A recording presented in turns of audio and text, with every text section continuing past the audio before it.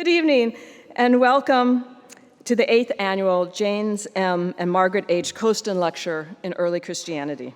It's so good to see you all and to see you in this beautiful space that is Dahlgren Chapel. A special welcome to the 200 or so people who are participating virtually. If COVID had anything good to offer, it at least allowed us to expand our audience. Is this now echoing? Okay.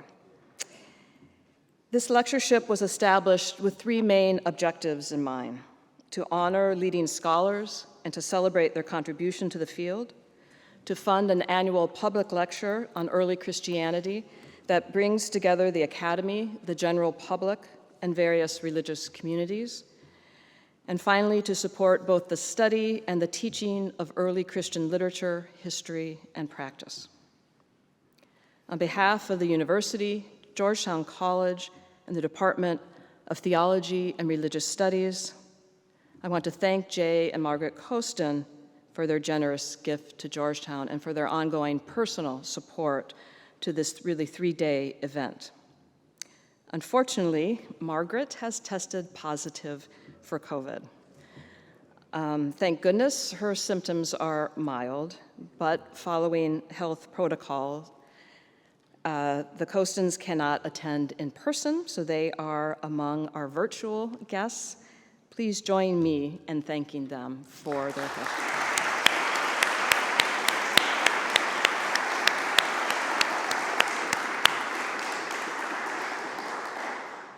I have a few other people to thank as well. I'd like to thank our co-sponsor for this year's lecture, the Berkley Center for Religion, Peace, and World Affairs. I'd like to thank Mark Bosco, S.J., Vice President of Mission and Ministry, for letting us use this beautiful space. I'd like to thank Jamie Meyer, our office coordinator, whose expert and untiring assistance in every detail has saved me on many occasions. And finally, I'd like to thank our undergraduate and graduate students who have graciously volunteered to help here this evening to greet you and to make you feel most welcome. The lecture tonight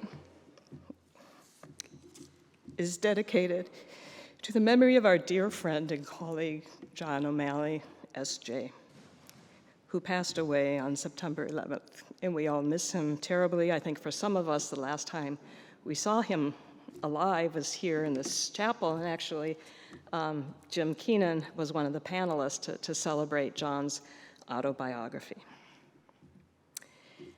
Now to introduce our speaker.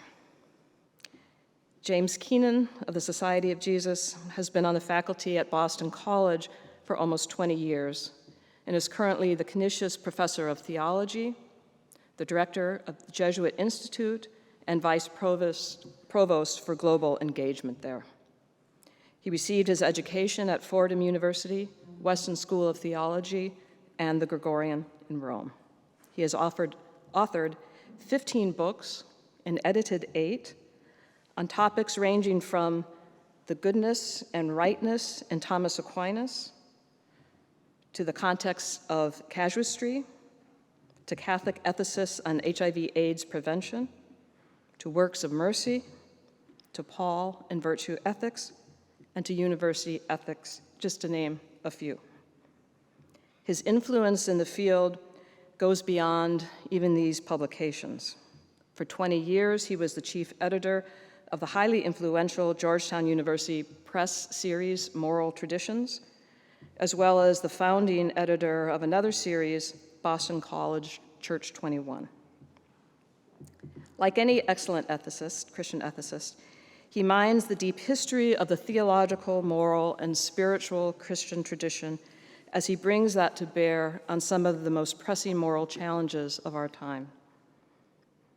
Where he stands out in an exceptional way is how he integrates in his own life and person his scholarship, teaching, activism, pastoral work, and spirituality. To capture that special quality, I want to rely on the comments of 3 of my colleagues and the insights that they shared last Friday at a colloquium we had here to discuss Jim Keenan and his work. They know him far better than I and could really, I thought, capture that special essence. So Peter Folan, a Jesuit and theologian here in our department, studied under Professor Keenan as a graduate student. And this is how he explains what he calls that thread that connects all of Jim's works and activities. Quote, "I think that thread is timeliness and awareness of his surroundings.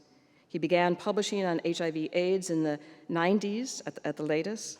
His work on the clerical sexual abuse crisis was loudest both in the early 2000s, in the wake of Spotlight, he was right there in Boston, and in the 2010s, just after the publication of the grand jury report in Pennsylvania. His work on university ethics took a central role in his writing as he began to move into administrative work.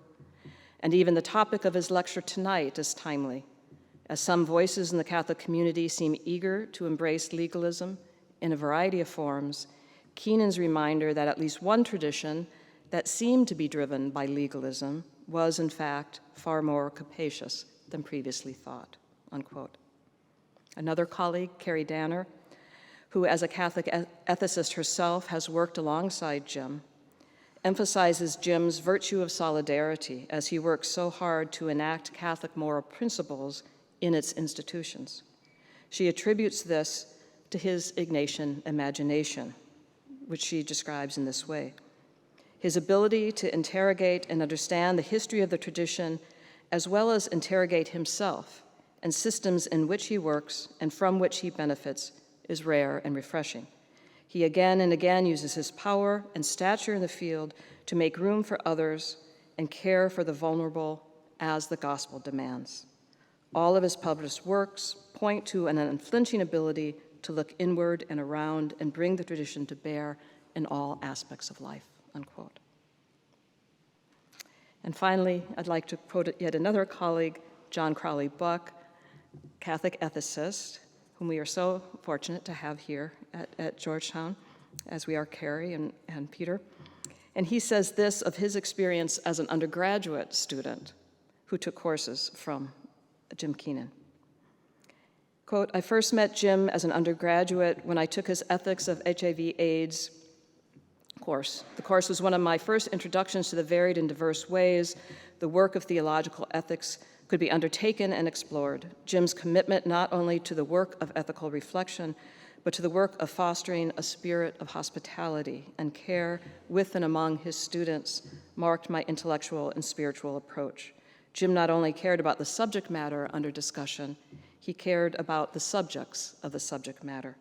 This broader vision of the task and responsibility of the ethicist is something I have always kept with me," unquote. Together then, these three emphasize his kindness, solidarity, and hospitality as his scholarly virtues, alongside of course, his brilliance. Professor Keenan is the first ethicist and the first Jesuit to deliver the Costan Lecture on early Christianity. The title of his lecture is Pathways to Holiness, Early Christianity and Ethics.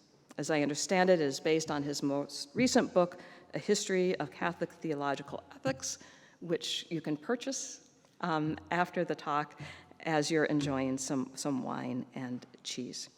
Please, if you would, mute your phones or turn them off, ideally, and please join me in welcoming Professor James Keenan, S.J.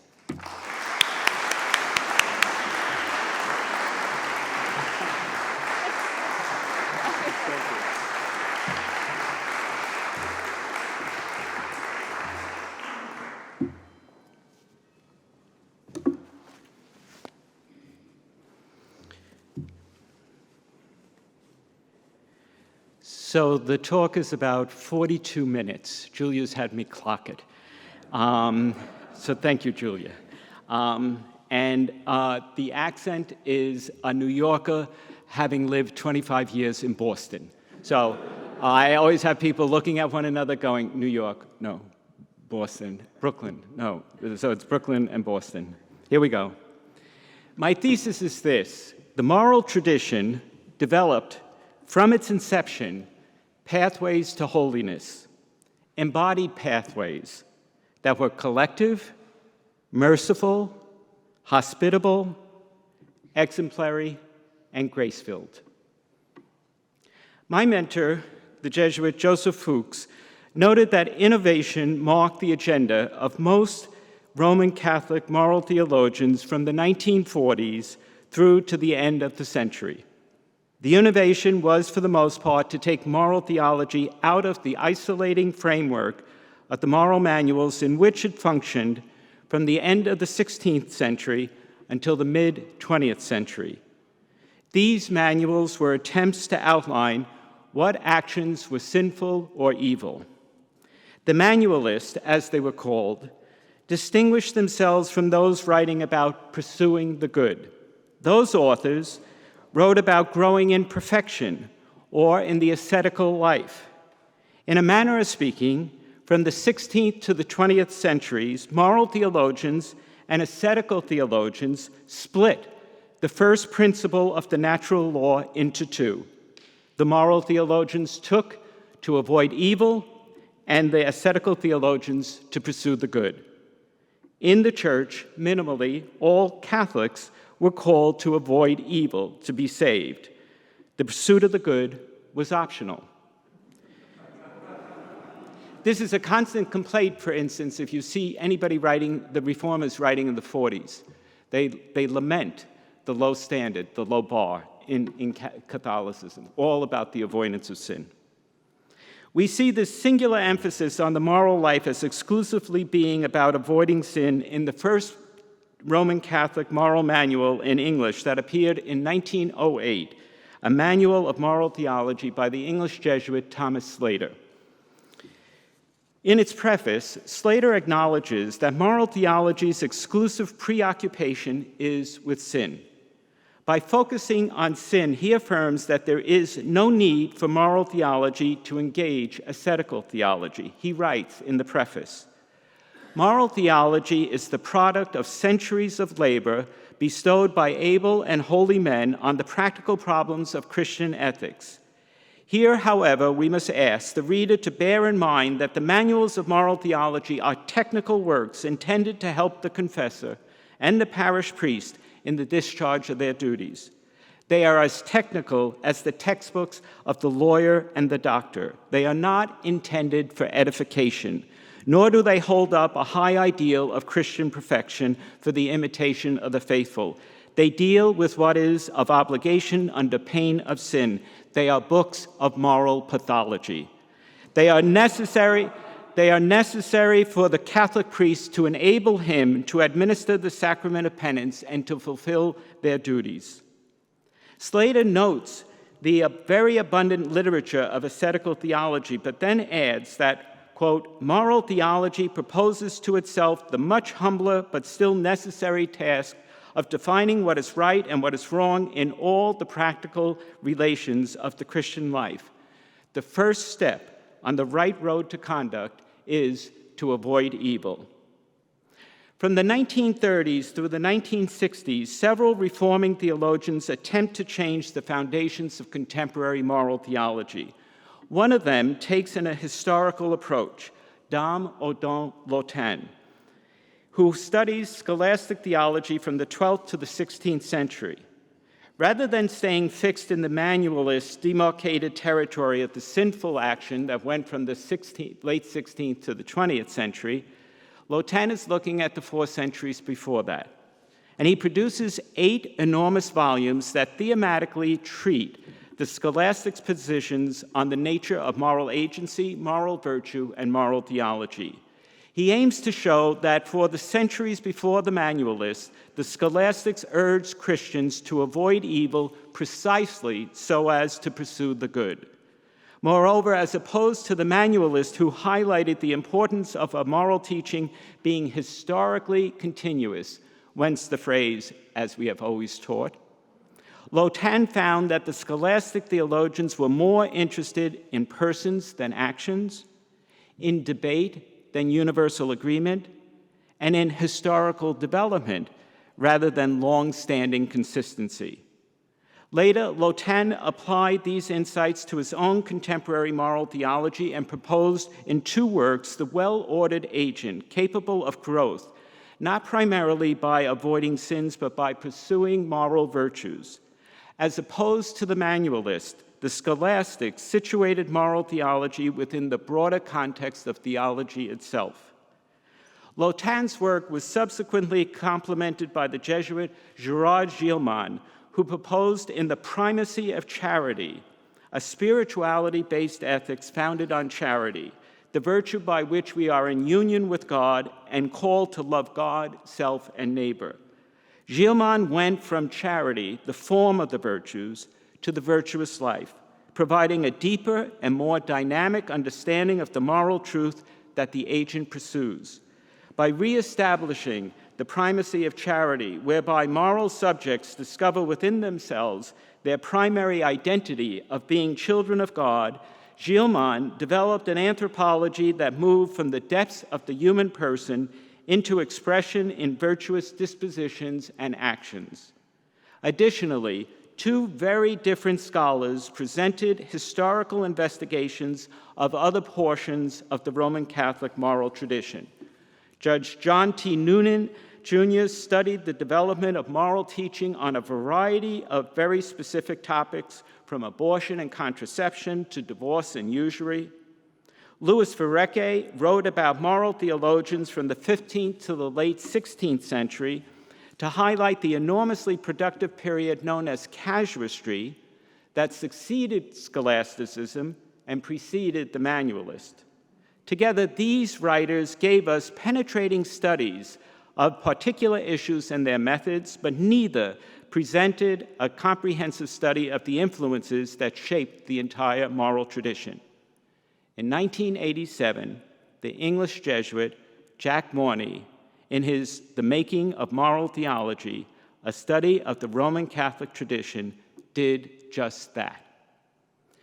He did this by first giving the Darcy Lectures at Campion Hall in Oxford in 1981. But before then, no one had ever attempted what Mahony achieved, an investigation into the development of the so-called moral tradition. As Oliver O'Donovan astutely observed, we must not miss the importance of his turn to history as a mode of pursuing moral theology, in teaching us that our contemporary disagreements need to be understood in the light of the past that has pursued them. He is directing the community of theological moralists along a path that they badly need to explore.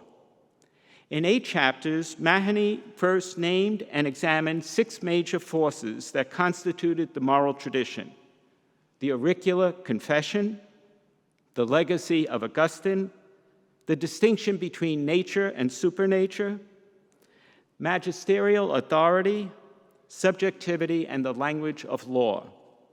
He then turned to a contemporary read of the convergence of those influences by explicating the writings of Humanae Vitae, and he concluded with a glimpse of his own hope for the future. Though Mahony clearly allied himself with those who called to expand the shaping of moral theology, unlike Lotan, Gilman, Noonan, and Verrecke, Mahony turned to history for the sake of deconstructing it. The others were looking to history to retrieve elements long lost by the manualist. Mahony, however, wanted effectively to find out what was or is holding us back. For this reason, almost all the reviewers noted that from Mahony we learned not about the riches of the tradition, but rather the restraining elements. For instance, Philip Endine notes that Mahony takes us, quote, back to free us from what so easily can be an unreflective bondage to our past and to our traditions. O'Donovan wrote, Mahony has given his indictment with lucidity and irony. It is, in fact, a book all about the bad influences which conspired to form moral theology. David Brown comments, what one misses from this liberal Catholic is any sympathetic engagement with the past. The first 2 chapters provide, I think, the foundation of Mahony's position. Starting with auricular confession, Mahony brilliantly opens his work, quote, "To begin a historical study of the making of moral theology with an examination of the influence of auricular confession," here think of the Irish penitentials, for instance, "may appear to some an intriguing and to others an unattractive prospect. But however one regards it," he wrote, "there is no doubt that the development of the practice and the discipline of moral theology is to be found in the growth and spread of confession in the Church." Mahony convincingly narrates from the patristic era through the penitential and later confessional manuals into the moral manuals that the moral tradition has been fixated with sin, or what he calls spiritual pathology. By examining early councils, the penitential tariffs themselves, the imposition of the Easter duty by Innocent III at the Fourth Lateran Council, the Council of Trent, and the subsequent moral textbooks or manuals, Mahony marshaled the evidence for his indictment of moral theology's obsession with sin.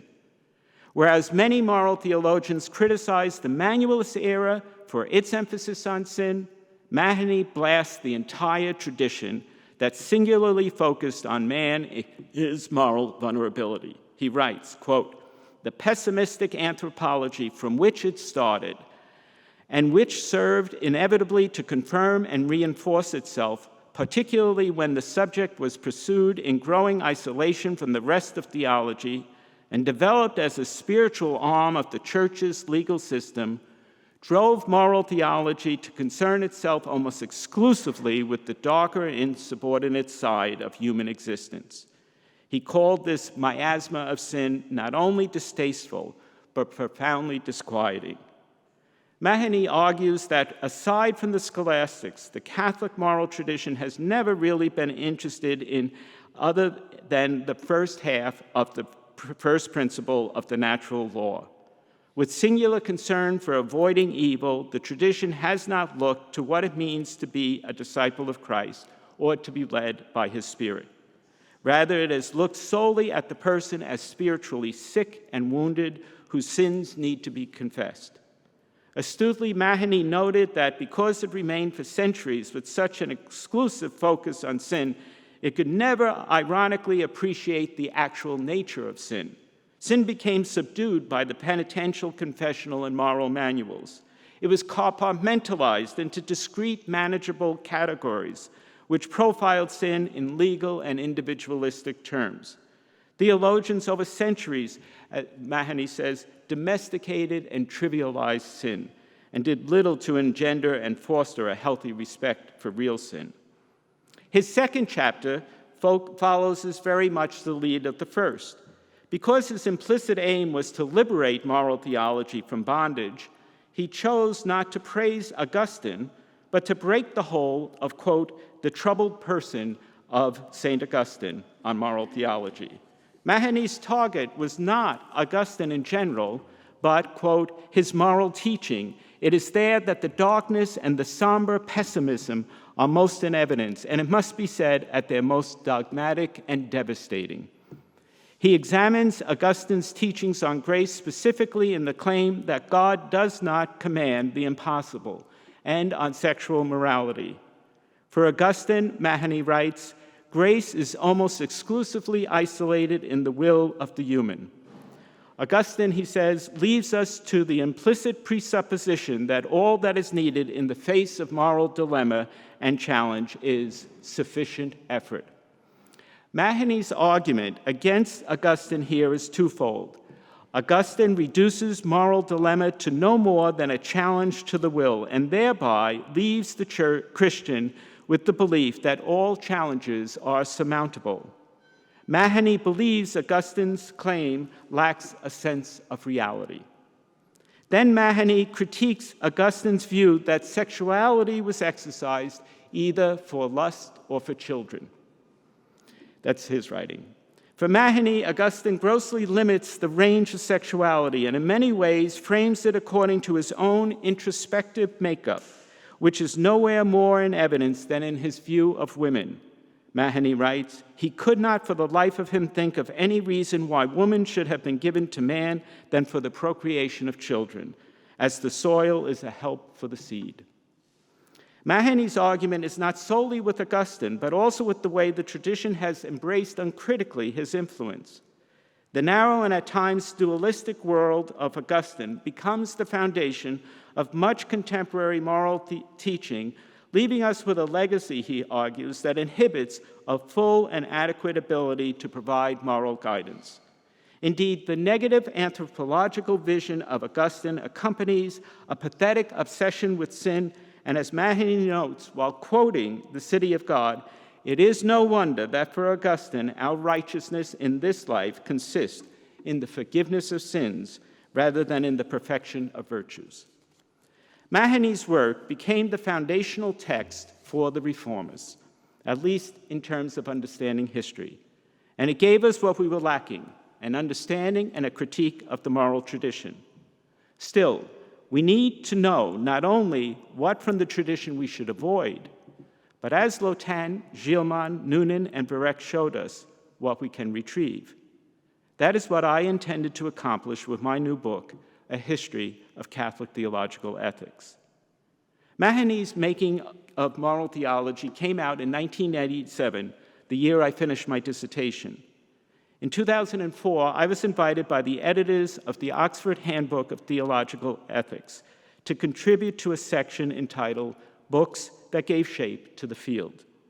They chose 7 such works from the 20th century, and of course, only 2 were Catholic. The 2 were the Social Encyclicals was one. David, I hope you appreciate that. And the other was Mahony's book. And I was invited to do a review of that. I concluded my assessment that because his was so critical, his making, quote, animates us then to articulate another making. Here then what I propose is not a refutation of Mahony's astonishing work, but rather a recognition of what the scholarly community has subsequently learned since 1981, when he first posited this argument. That subsequent research teaches us that Lotan and Gilman were actually right, that before the moral manuals, the tradition of moral theology locates evil, avoiding evil, within the context of the more important end of pursuing holiness. So here, another history of Catholic theological ethics. Since Mahony delivered the Costan Lectures in 1981, scholars like Peter Brown, Rodney Stark, Wayne Meeks, Hugh Connolly, Carolyn Walker Bynum, Elizabeth Stark, Brian Daly, Geliadu Stromsa published works that influenced greatly my own very different understanding of the history of Christian ethics. In keeping with the Costan Lecture series, I will focus my findings on early Christianity. These writers led me to my own eventual articulation of the overall hermeneutics for the early formation of moral theology through the concept of pathways to holiness instead of the confession of sin. Let me add here at the outset that time does not allow me to reply to Mahony's depiction of Augustine, though I think that Augustine's writings on women and sexuality are problematic. I argue in my book that Augustine has much more to offer us than these impediments. So first, the Irish penitentials. It was, in fact, a work on the Irish penitentials that first got me to recognize that the history of moral theology was not as damned by sin as Mahony claimed. For the longest time, we thought of the Irish penitentials as standalone texts that helped abbots and abbesses to ascertain fair penances for similar sins in different abbeys. We thought of the Irish monks and nuns and their followers as obsessed with sin as were the 19th century manualists. But then Hugh Connolly investigated the practice. In his study, The Irish Penitentials and Their Significance for the Sacrament of Penance Today, Connolly notes that the originality in the Celtic practice of confessing sins in that it shows no familiarity with the earlier canonical penances or the order of penitence. That is, they were not used as instruments for punishment and readmission. Instead, these confessions, he wrote, were usually made to a spiritual guide known as an anam cara, a Gaelic word which literally means a soul friend, who was recognized within the monastic system. An ancient Irish saying comments that anyone without a soul friend is like a body without a head. Every monk was expected to have an anam cara, he writes, to whom he could make a manifestation of his conscience. Connolly's study remarkably shifted the understanding of the penitentials by demonstrating that the manuals were effectively aids for what today we would call spiritual directors and not confessors. That is, people who accompany others not primarily in their avoidance of sin, but in their pursuit of promoting the kingdom of God. The role of the soul friend was not then a judicial one. Rather, the anam cara was a guide to accompany the individual through the trials of life.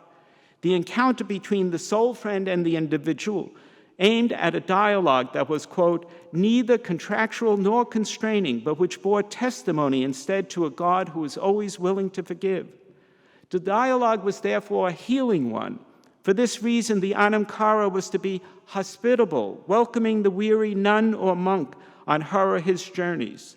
The anam cara is a fellow pilgrim on the same pilgrim path. The hospitality that the anam cara offered was solidarity, so that the pilgrim maintained the journey. In many ways, the anam cara was one who comes, quote, through the fire of real suffering and self-sacrifice, while at the same time growing ever more open to the saving, forgiving grace of Christ, and one who always reserves in his heart a sincere hospitality for the stranger, the fellow pilgrim, and the fellow sufferer. Here we see sin in the context of responding in grace to the call to discipleship. In the attempt to follow, we sin, but in order to discern our way forward, we need to be accompanied. The penitential's tradition was established to better the pathway to holiness that the religious were pursuing. Second, the rise of Christianity. In the mid-1990s, I also read another work which came from a recommendation from the Jesuit scripture scholar, a dear friend of mine, who we also lost recently, Daniel Harrington, a work on the impact of ministry, of Christian mercy, accompaniment, and inclusion. In his very successful The Rise of Christianity, Rodney Stark argued that, quote, Christianity was an urban movement, and the New Testament was set down by urbanites. But those urban areas were dreadful. He describes the conditions as social chaos and chronic urban misery. This was in part due to the population density. I always loved these facts. At the end of the first century, Antioch's population was 150,000 within the city walls, or 117 persons per acre. New York City has a density of 37 persons per acre. And Manhattan, with its high-rise apartments, hits 100 persons an acre. Think of Antioch in the first century. This is where Christians started to call one another Christians because they showed their love for one another. Contrary to earlier assumptions, Greco-Roman cities were not settled places whose inhabitants descended from previous generations. With high infant mortality rate and short life expectancy, these cities required, he writes, a constant and substantial stream of newcomers in order to maintain their population levels. As a result, the cities were comprised of strangers. These strangers were well treated by Christians who, again, contrary to assumptions, were not all poor. Through a variety of ways of caring for newcomers, financially secure Christians welcomed the newly arrived migrants. This welcoming then was a new form of incorporation. Stark writes, Christianity revitalized in Greco-Roman cities by providing new norms and new kinds of social relationships able to cope with many urgent urban problems. To cities filled with the homeless and impoverished, Christianity offered charity as well as hope. To cities filled with newcomers and strangers, Christianity offered an immediate basis for attachments. To cities filled with orphans and widows, Christianity provided a new and expanded sense of the family. This new incorporation was distinctive.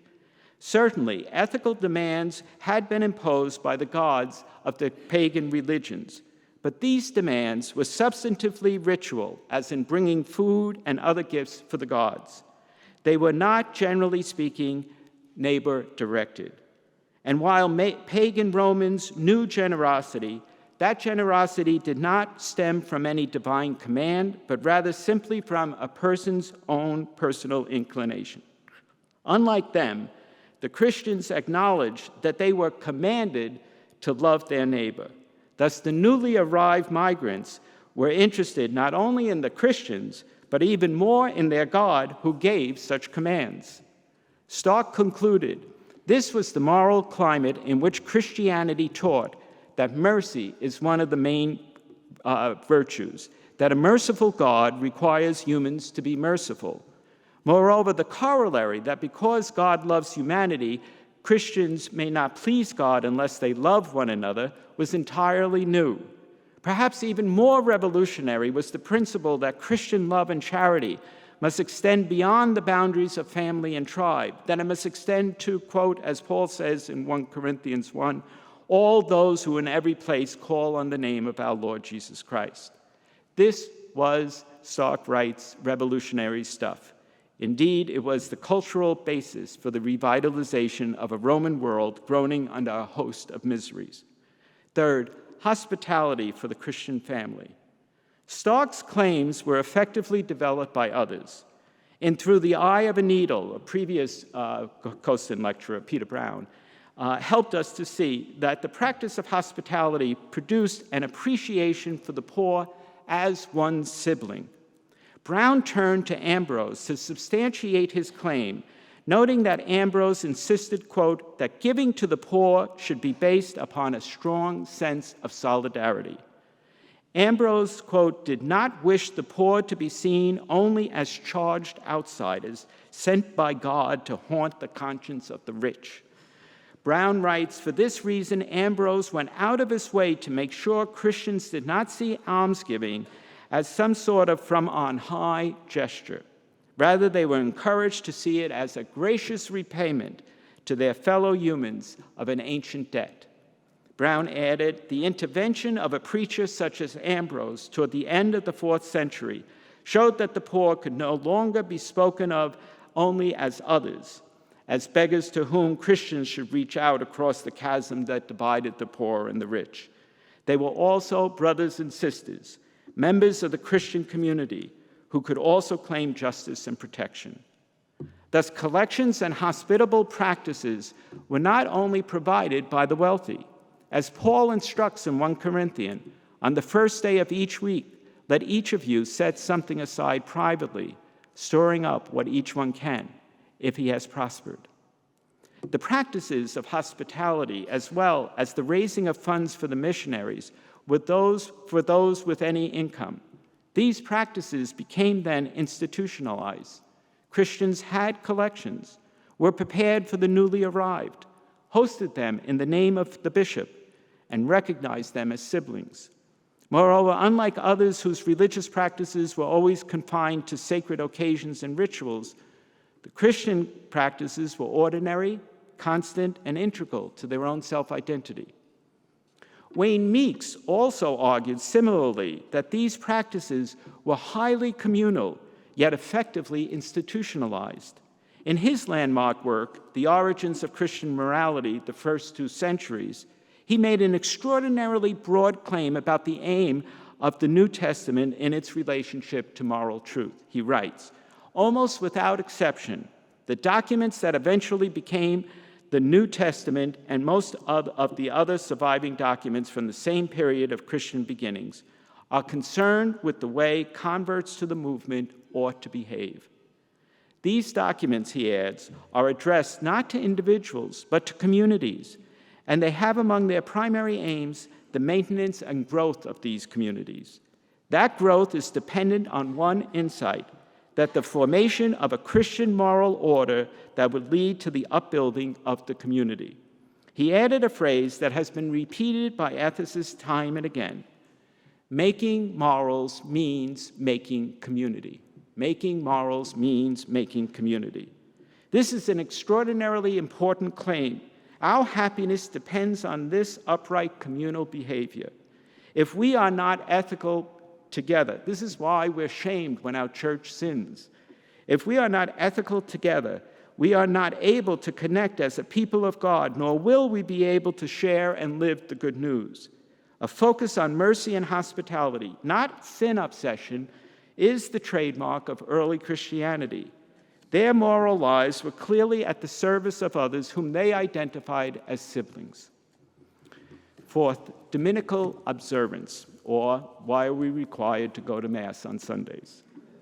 Nowhere is the interest in incorporating others into the community as siblings of the Lord more in evidence than by the struggles of the early church to help others to be able to worship with them. That's their anxiety.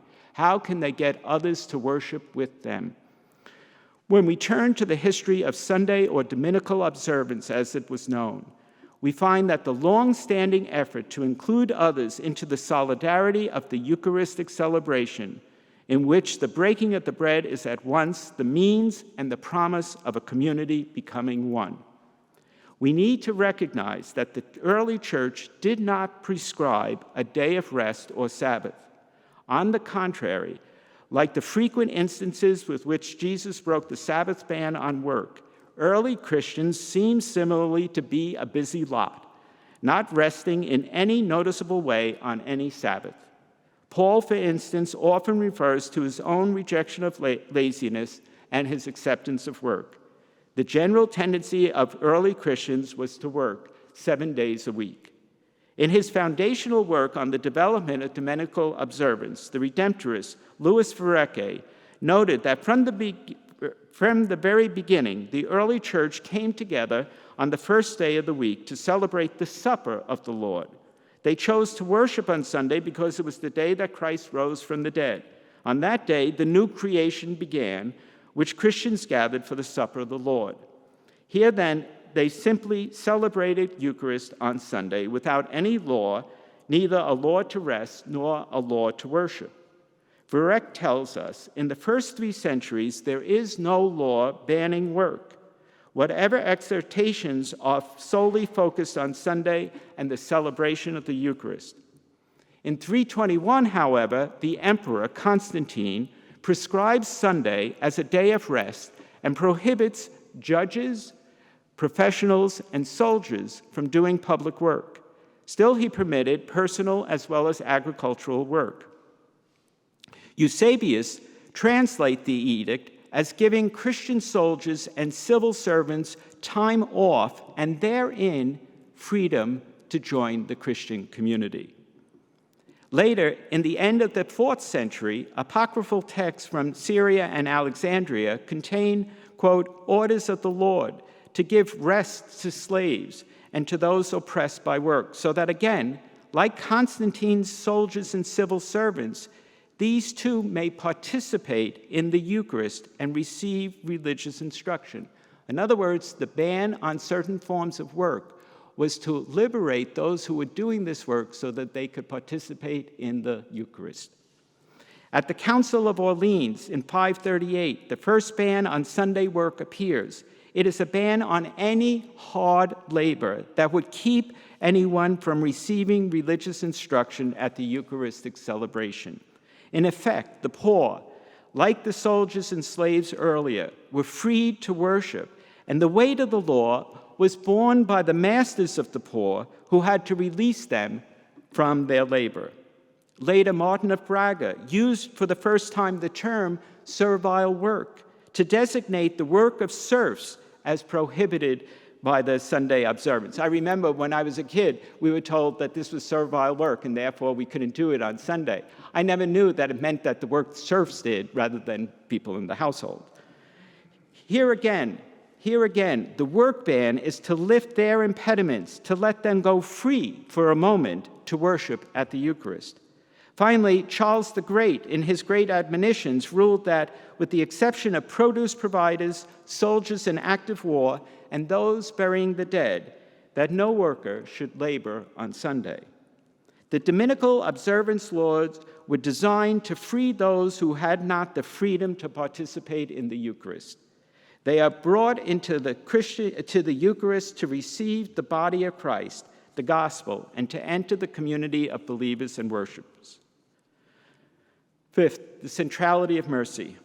In my book, A History of Catholic Theological Ethics, I often turn to the works of mercy as they were developed in early Christian communities, the abbeys of the great early Middle Ages, the guilds of the 13th century, or the confraternities of the 16th century. I do a lot of work on the works of mercy. In the early church, the most interesting work of mercy is the last. While belief in the resurrection is, as Augustine notes, what separates Christians from all others, the Emperor Julian contended that one of the factors favoring the growth of Christianity was the great care that Christians took in burying the dead. Though individuals often performed the task, the church as a community assigned it to the deacons, and as Tertullian tells us, the expenses were assumed by the community. Lactantius reminds us further that not only did Christians bury the Christian dead, they buried all those who were abandoned. Quote, "We will not therefore allow the image and workmanship of God to lie as prey for beasts and birds, but we shall return it to the earth whence it sprang." The significance of burying the dead is then rooted in the profound respect that Christians have for the way we are related through the human body. Where does that respect come from? The New Testament reveals not simply who we are in Christ, but who we will be. If our corporeality encompasses our existence and is the basis for our relationality, then the resurrection of our bodies means that in our bodies we will be with one another in glory. That promise also leads to the hope that we will never be at war within our bodies. Brian Daly captured the importance of the early church's hope in resurrection and immortality in establishing the Christian moral task to seek integration of body and soul. Of the apologists of the 2nd century, Daly wrote that they saw, quote, "Only the immortality of the whole person can make our present struggle to integrate the body and spirit meaningful." Like the scripture scholars, Daly found in human destiny, as defined in the risen Christ, the opportunity and the demand for all people to work for the personal and communal integration. In his study of the early church, Jedaliyahu Strumsa announced that integrating the divinity and humanity of Christ was the major theological task and accomplishment of the early church. He writes, "The unity of Christ, possessor of two natures, but remaining nonetheless one single persona, is, of course, in a nutshell, the main achievement of centuries of Christological and Trinitarian pugnacious investigations." To follow Christ meant that Christians were called to seek a unified self like Christ. As Christ brought divinity and humanity into one, Christians were called to bring body and soul together. Integration became a key task for all early Christians, as Strumsa notes, to be an entity of body and soul, a Christ-bearing exemplar. Small wonder why the virtues emerged then as the mode that early Christians taught one another what it meant to integrate. For the virtues teach us that through embodied practices, we integrate the person and the community into the people we wish to become. While a key Christian task, the integration of body and soul was not an aim for pagans. As Meeks and others note, the self in Greek thought was distinct from the body. For Plato, to know oneself, this reflexive attitude par excellence, meant to attend to one's soul at the exclusion of the body. Thus, when Christianity, on the belief that the human is in the image of God, made integrating the body and soul both a theological expression of humanity's integrity and a normative task, it proposed to the Western world a new claim of the human body. Strumsa writes, "The discovery of the person as a unified composite of soul and body in late antiquity was indeed a Christian discovery." Peter Brown argued in similar ways. Though often as a flight from the body, the doctrine of sexuality, he writes, as a privileged symptom of personal transformation, was the most consequential rendering ever achieved of the ancient and Christian yearning for a single heart. Brown investigated how Christian doctrine freed citizens from Roman control over their bodies. That control exercised itself in two ways. The human body of the nobility was to uphold the dignity of the state through the citizen's own noble bearing, and the human body was to reproduce so as to give the state control over the chain of generative life. Thus, the Roman state was assured both of its pride and of the children it needed, and in return gave to the citizens freedom to do whatever they wanted with their bodies, so long as they did it with proper discipline, or as John O'Malley would say, style. In this exchange, John would want me to do that. In this exchange, the state vested the human body with a dignity derived from the state's needs and not from the body's own integrity. Christians and Jews resisted this exchange and charged that the city bestowed the human body with a false indeterminacy that in their eyes was created in God's image. Recouping that determinacy meant a rejection of a great deal of sexual liberties, but in doing so, the church liberated the human body from its city's control. Brown writes, Christian attitudes to sexuality delivered the death blow to the ancient notion of the city as the arbiter of the body. Christian preachers endowed the body with intrinsic, inalienable qualities.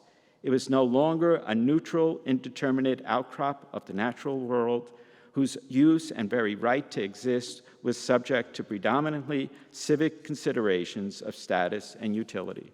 But here, I must, because of time, stop. Much more could be said about women's agency in this task of integration. Similarly, we could consider how later the church removed human sexuality from the task of integration, such that James Brundage noted in his enormous work, the Christian horror of sex has for centuries placed enormous strain on individual consciences and self-esteem in the Western world. It's a great sentence. Nonetheless, if you want to know more about these matters, you can find that in a wonderful new book. Still here, I want to thank, as I conclude, Margaret and Jay Costan,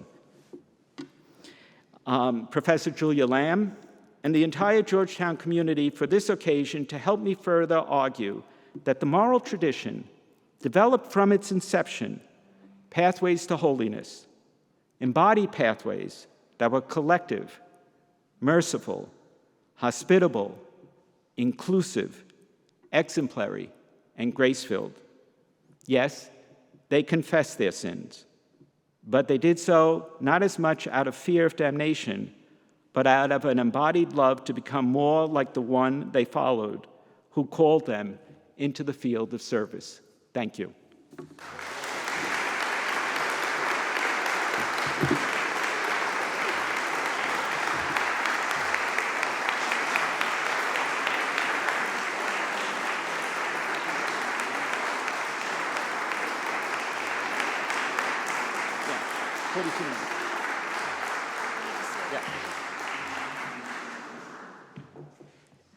Thank you. That was marvelous, marvelous. So we have time for probably 3 questions, and then we can continue the conversation out the doors in the beautiful Dahlgren Quad for the reception. There's a microphone in the center aisle if you can make your way over if you have a question. And if you could promise me not to give a mini lecture yourself, but to ask a pretty simple, straightforward question, I would appreciate that.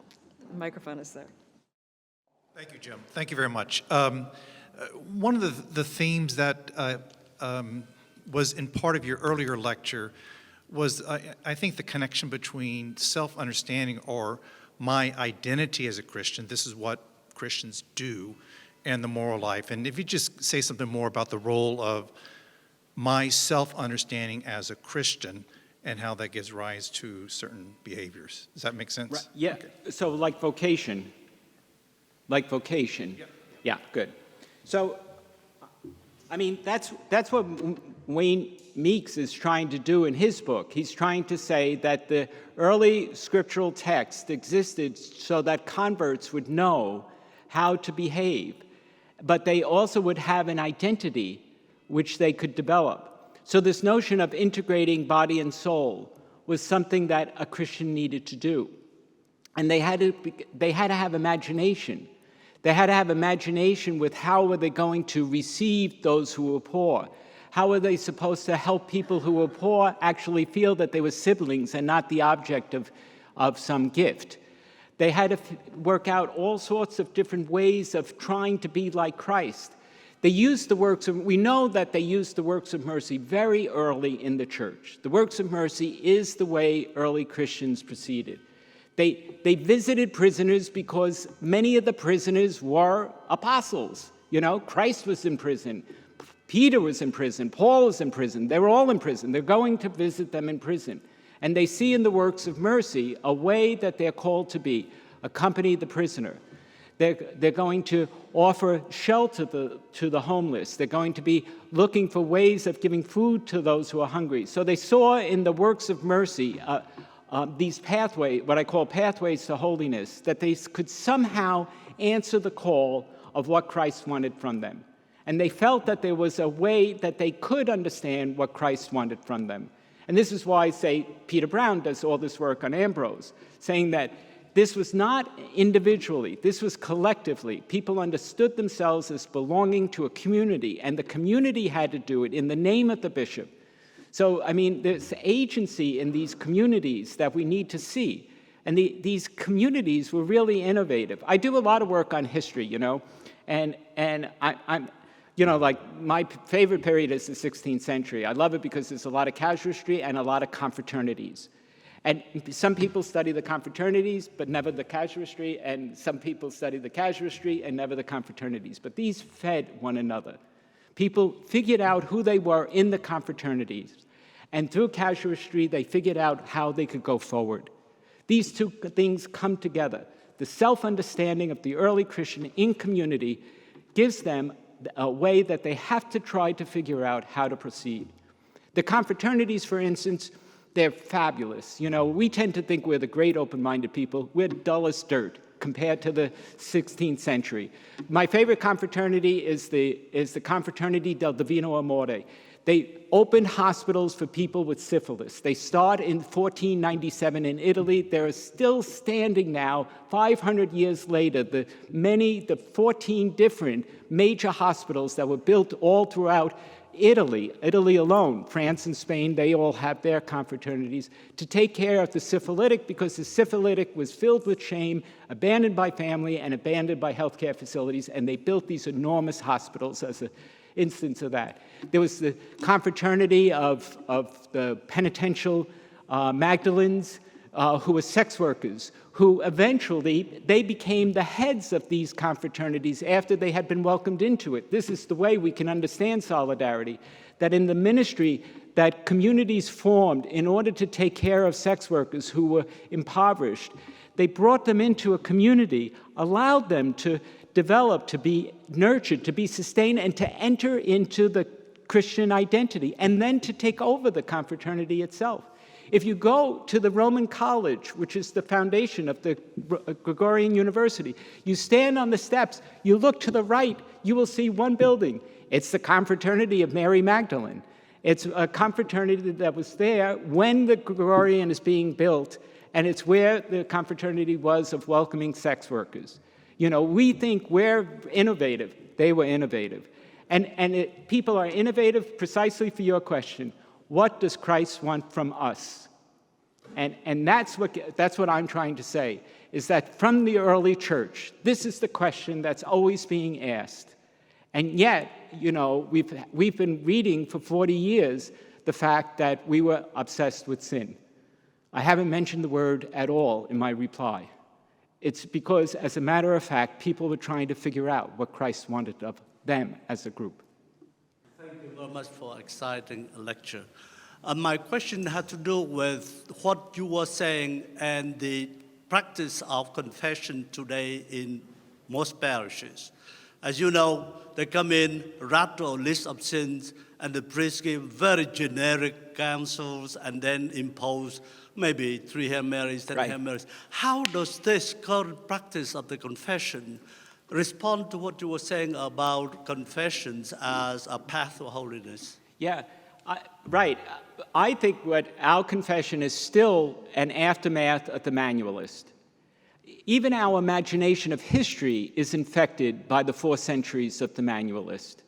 Even our look at sacramental theology is infected by that I shouldn't keep saying infected, but it was deeply problematic. It kept us only focusing on sin rather than the call. And when you read these works that were coming out in the 40s and the 50s by somebody like Lotan was really, he would berate priests because they were so tedious in the confessional. And then he would berate penitents because they were so lame by only naming these little banal things that all they wanted was their sins erased, and they were not anxious about their siblings in need. He wanted to remind people of the gospel. So I think that's what we need to do. I mean, I think that what we see in the early church is the gospel. The gospel is in people's face. They read the gospel, they read Paul, they see what is being asked of me. It goes to the question that was, that Chris asked. How did they understand themselves? How did they understand their call? They understood it concretely. They understood it from the gospel, and they understood that they were called to go in a particular direction and forward.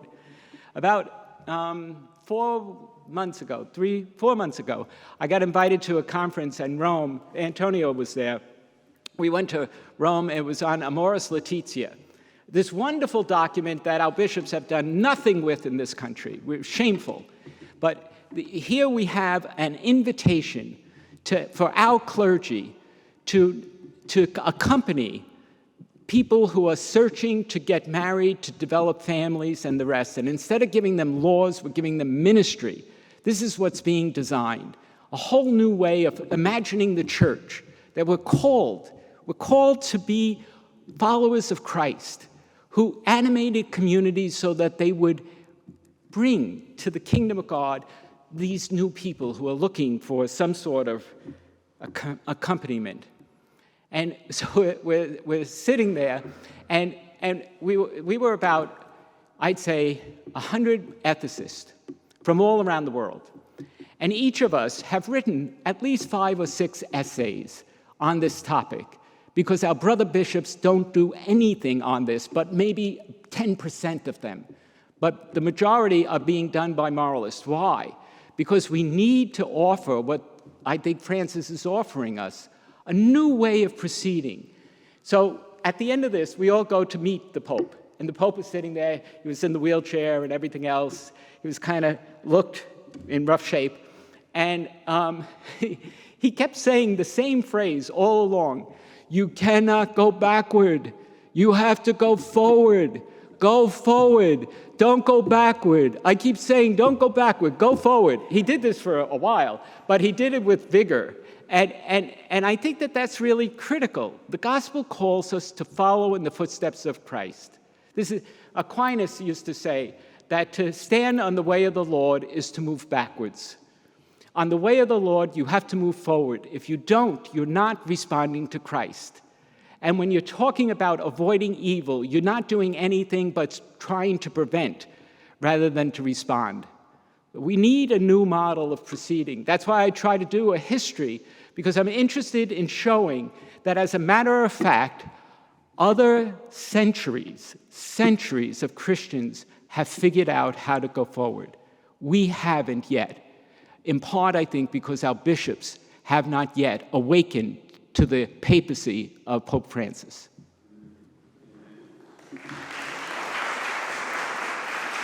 that it? He was waiting. You're the last one. I've been told you can be the last person. You spoke briefly about the equivalent of kind of spiritual directors in the early church.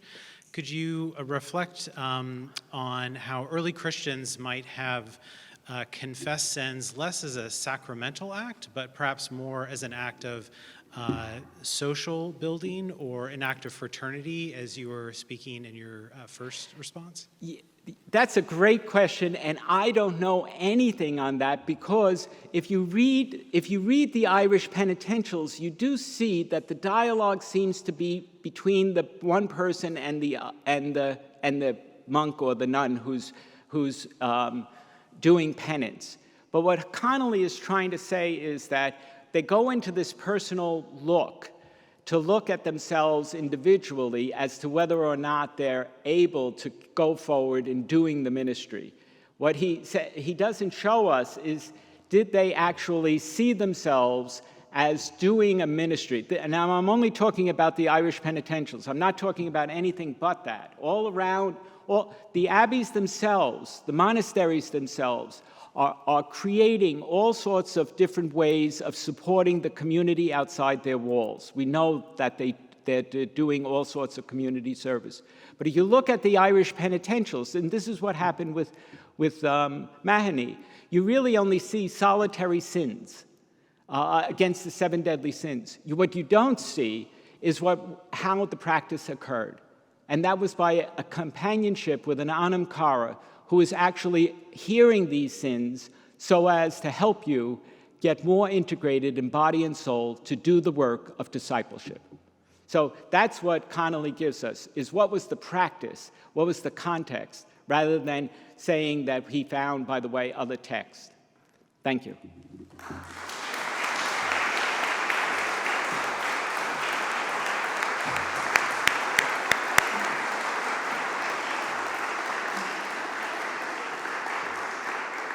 Thank you, Professor Keenan. That was marvelous.